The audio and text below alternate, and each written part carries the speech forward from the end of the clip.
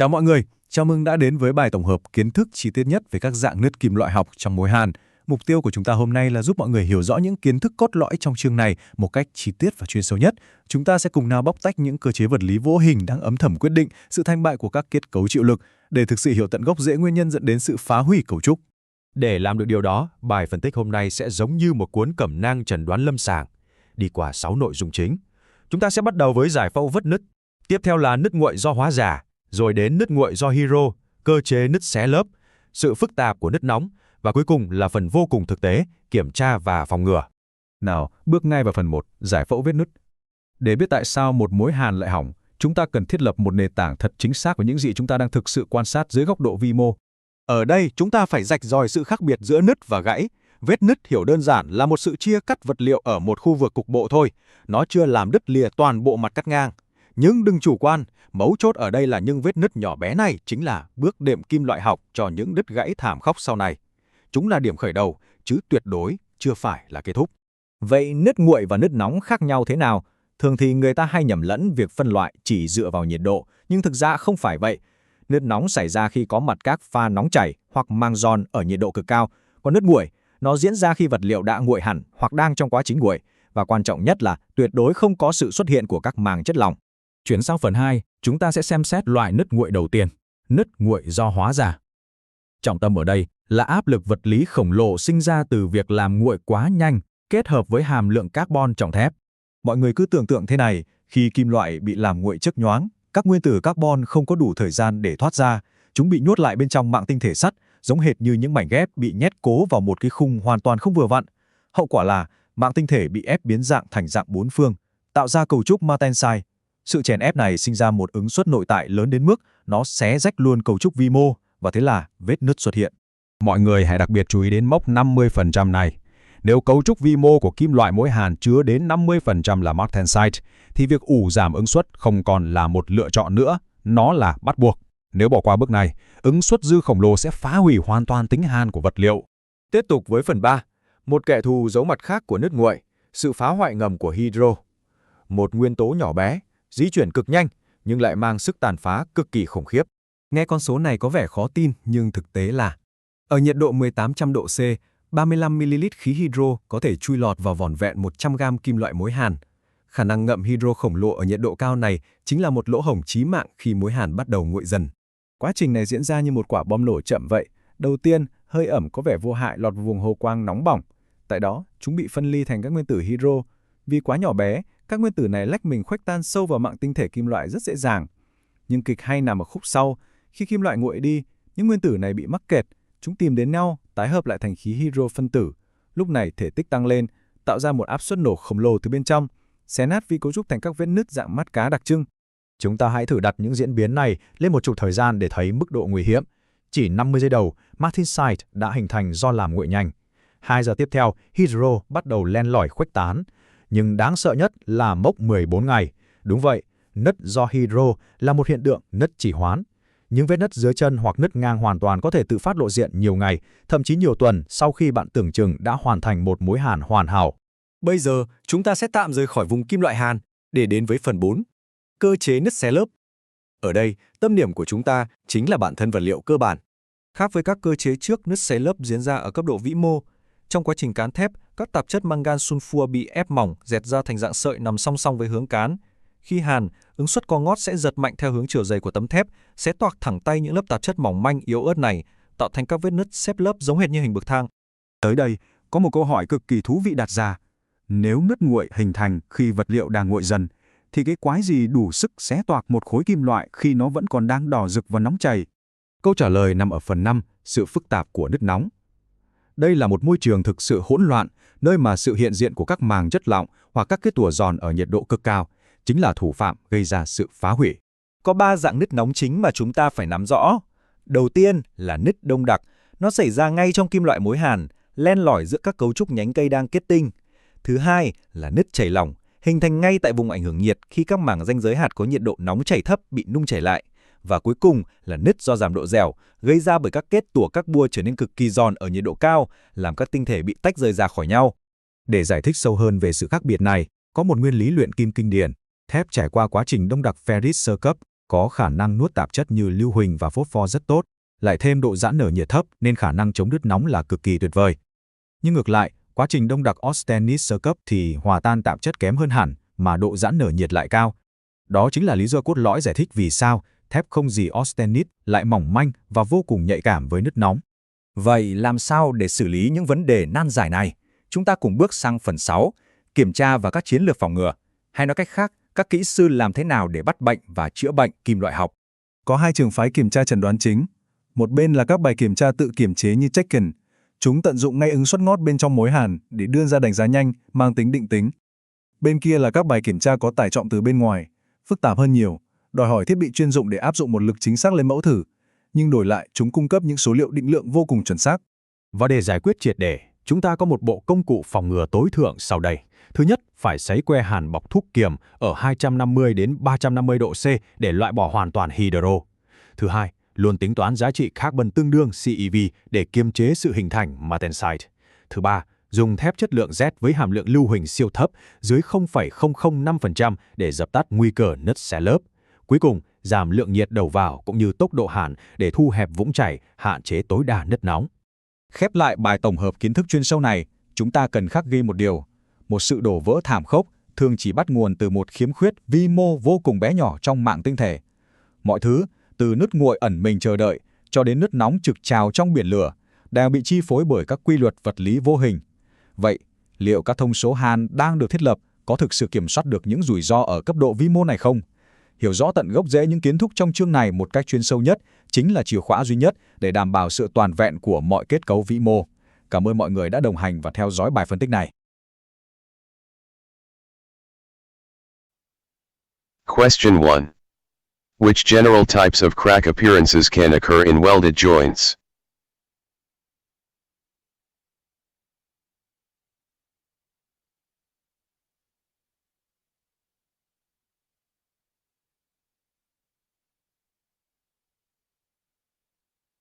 Correct answers: cracks caused metallurgically, and cracks caused technologically, and cracks caused by operational demands, load.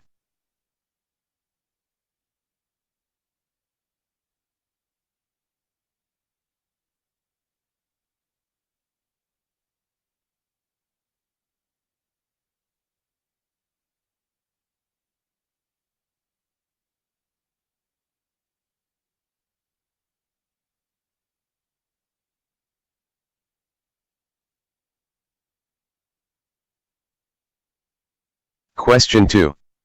Which superordinate types of material conditioned cracks do you know?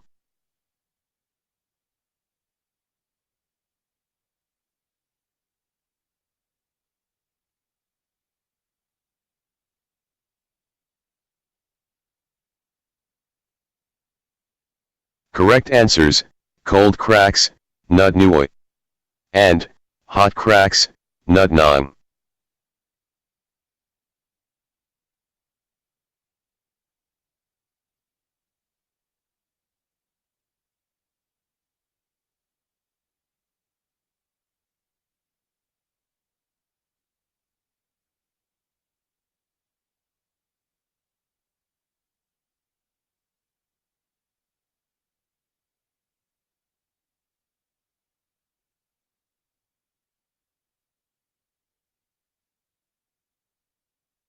Question 3. A hardening crack is a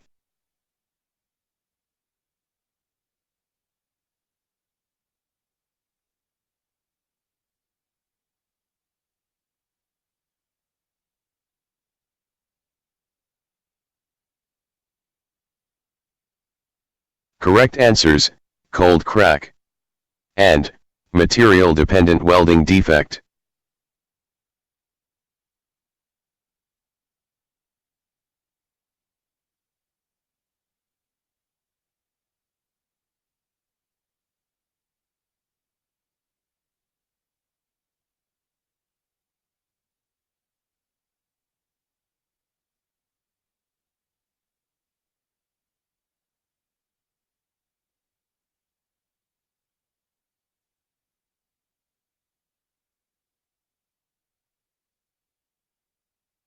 Question 4.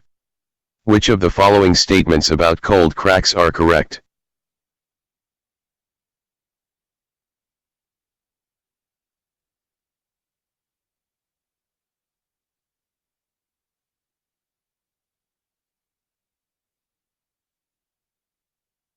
Correct answers: cold crack is the umbrella term for a number of crack appearances.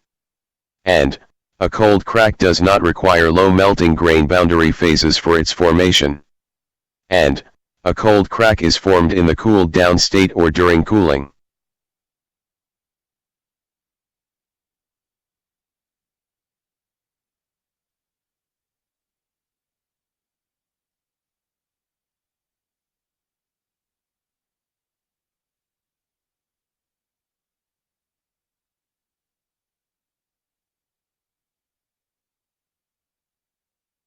Question 5.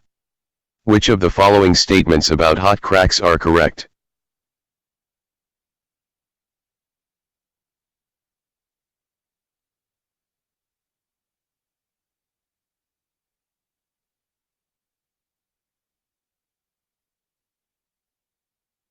Correct answers: hot crack is the umbrella term for a number of crack appearances.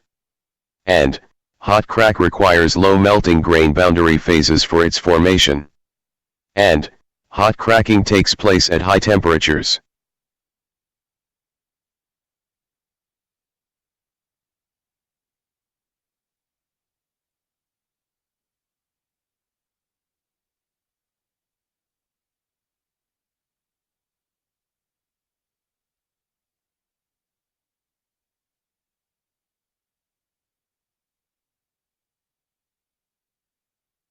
Question 6.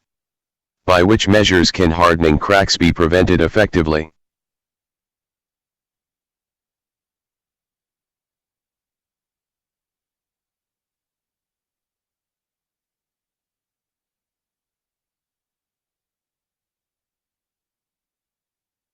Correct answers: by measures for targeted heat input. And by taking into account the carbon equivalent CEV. And by using fewer materials prone to hardening.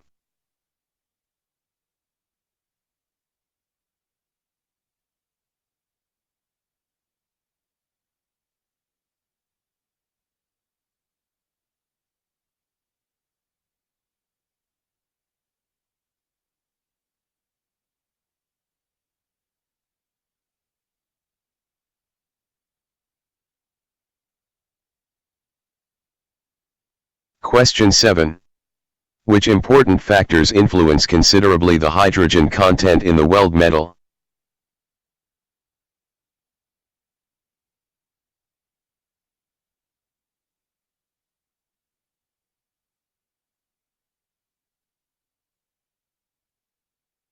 Correct answers: moisture, from atmosphere, electrode coating, welding flux, etc. And crystal water, bound to minerals in filler materials. And organic compounds, e.g. cellulose casings.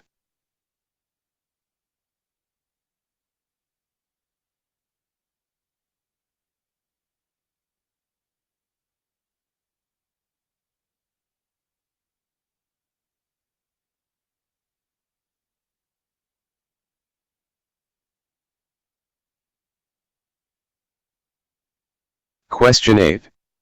By which measures can lamellar tearing be prevented most effectively?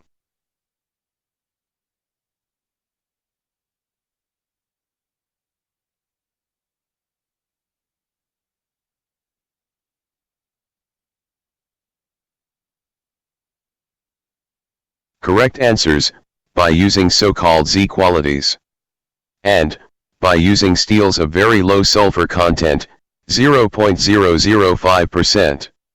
And by using thermomechanically rolled fine-grained structural steels.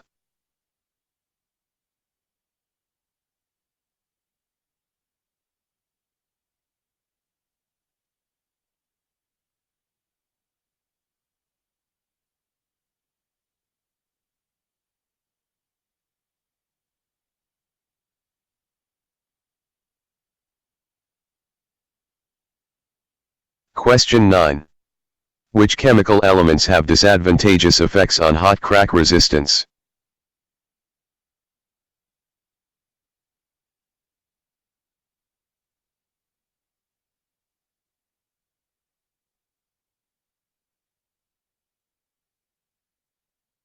Correct answers: phosphorus, PhosphoP, and sulfur, LuWin-S, and boron, BoB.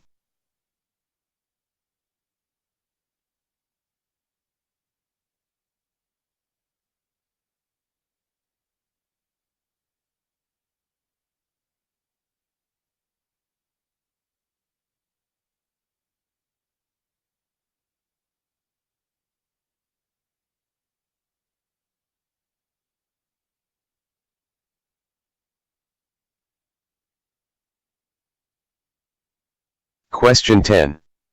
Which type of primary solidification of stainless steels has beneficial effects on hot cracking prevention?